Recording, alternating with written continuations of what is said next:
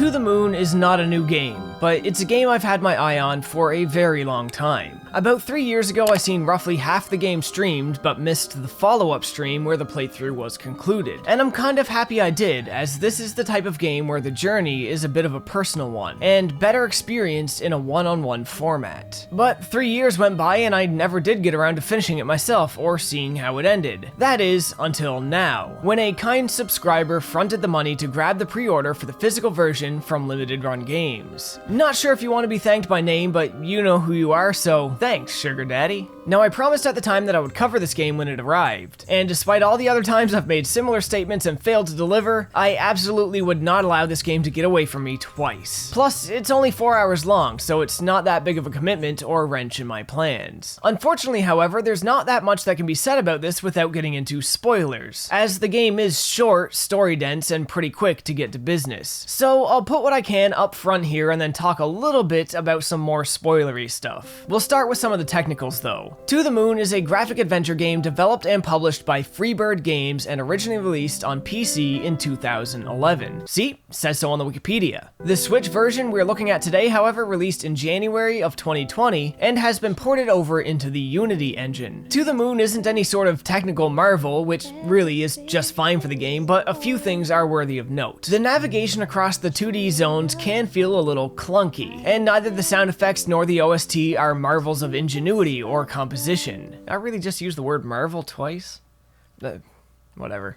Though the OST does lend itself incredibly well to the game and nestles itself brilliantly among pieces that were established as part of the narrative experience. There's not much real gameplay to speak of, where most of the time you're just wandering around in a limited set of areas talking to people and investigating things. Every now and then you have a tile-flipping puzzle game and can interact with or move world objects, but that's really about it. This game was very clearly designed with its sole intent being to tell a story. A story inspired by the main writer's life and the philosophical and psychological dilemmas he faced as his grandfather got diagnosed with a terminal condition. And if that sounds kind of heavy, it's because it is. To the Moon tackles a lot of complicated and relatable issues, and will also periodically put the players in positions where they may find themselves asking questions they never considered before. Questions with weight and purpose. Like the main event that the story was first inspired by, we begin with an old man on his deathbed, waiting for the end while his hospice worker watches over him. He is currently unconscious, and with the end drawing near, two doctors of sorts show up on scene to fulfill a final request. A request of his to go to the moon. Given his current state, obviously they can't really send him to space. But then that's not quite how this sort of Make-A-Wish Foundation works anyway. With time of the essence, they immediately get to work, hooking the old man up to a machine where his memories are copied as far back as they can reach. Once copied, the doctors can enter this replica mind space and speak to the last available build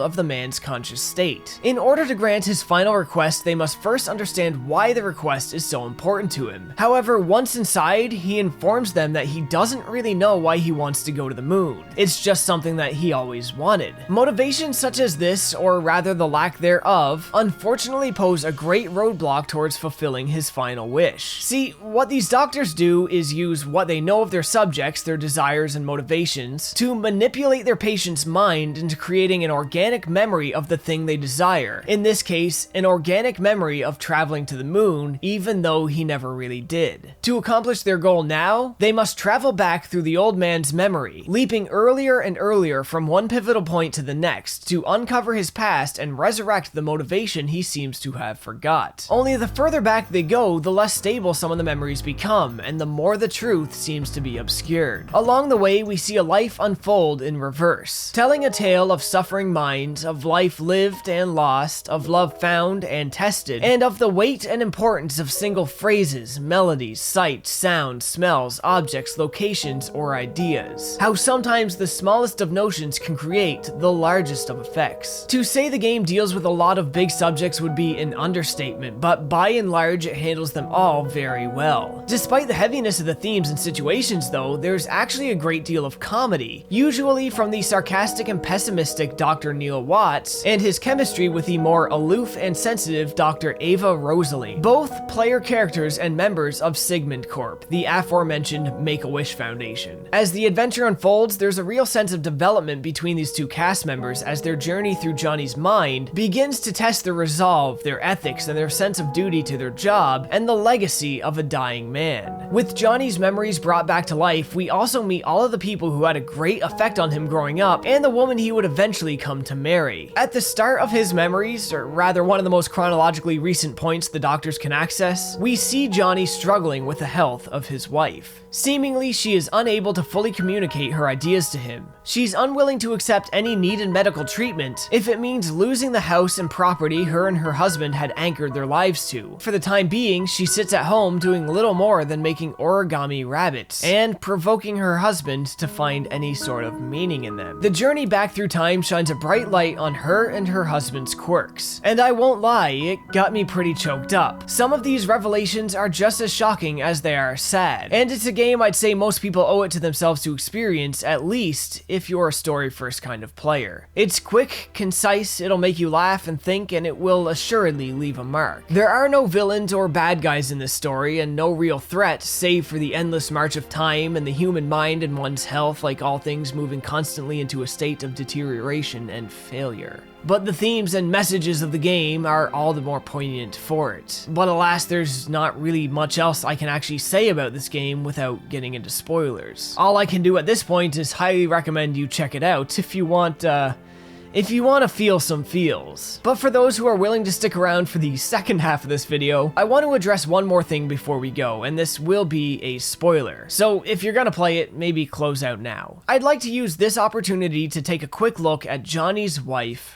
River.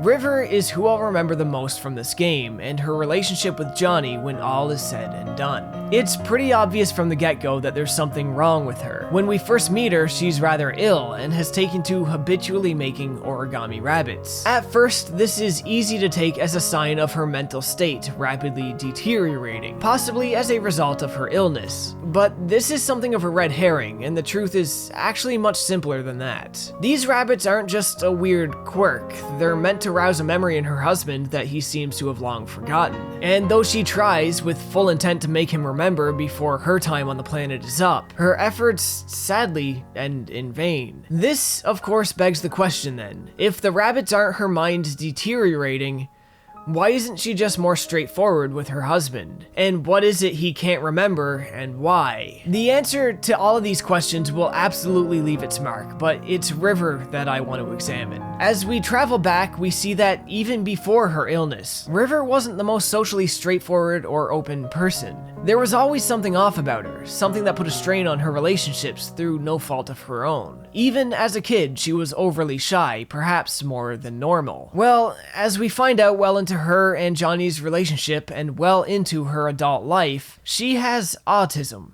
But more specifically, Asperger's. Being rather close with somebody myself who was diagnosed with Asperger's well into their adult life, I know as well as I can as an outsider looking in what kind of effects this can have on somebody's life and how they function in social settings. Though the person I know was very grateful to have finally found out what was wrong with them and to an extent even felt their struggles were validated and real, it's not like just knowing suddenly solves the issues that come from it. In To the Moon, we actually have two characters with Asperger's. Where River was diagnosed at a late age, the other character was diagnosed very young. Seeing both of these characters and how different they are as functioning adults grants an amazing opportunity to look at the level of difference early diagnosis can actually make. And this is something they tackle very well, even though to a degree, it is just a bit of a subplot. However, this other character states it as well as anybody can, that her appearance as more normal doesn't exactly mean she is. In many ways, the appearance of normalcy is just that. its appearance. She's learned over the course of her life how to act in social situations, but it is largely acting for the mutual benefit of her and those in her social circles. For her, it's a system of learned social cues and calls and responses. But behind all of those calls and responses, the gears are in fact turning rather differently. In many ways, this character serves as our catalyst to better understand River and what she's living with.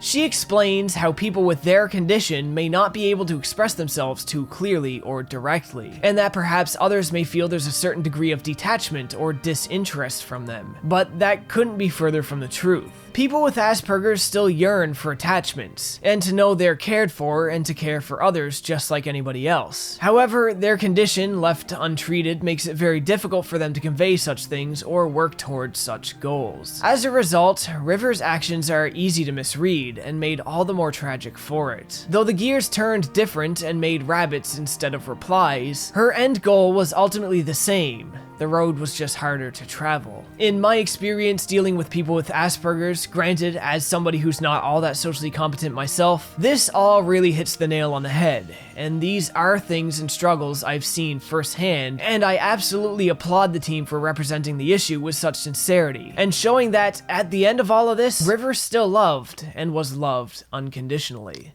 There's a lot to take from this game, but what I'm going to take more than anything is the importance of understanding the social needs of others, and being open and patient with those you care about. I mean, you should probably be open and patient with those you don't care about too, but that's a different story. What I'm trying to say is that this can all mean a lot more to people than it might seem on the surface. And to the person I've referenced in this video who I know in real life, if you see this, and you'll know who you are if you do, I know I'm not the most socially competent person, and I can be tough to read and slow to say what I feel as well. But just know, we all care about you, and I don't want you to ever think that we don't. Otherwise, I could spend all day talking about the social ins and outs of this 4-hour experience, and how much you can gain from it, or how it really choked me up and made me sad and happy along the way. But more than anything, y'all should just give it a shot yourselves. I might have let the cat out of the bag on River here, but trust me, this short adventure has a lot more hard lefts than you might be expecting, even after seeing this video. To the Moon is an excellent short-form narrative adventure that is absolutely worth your time, money, and attention, and I fully recommend it. But that's where I'm gonna leave it today. If you guys like this video, you know the deal. Like, comment, subscribe, and share the video if you can. Links to all of my socials and the Patreon support page are in the description below, and as always, folks, thanks for watching.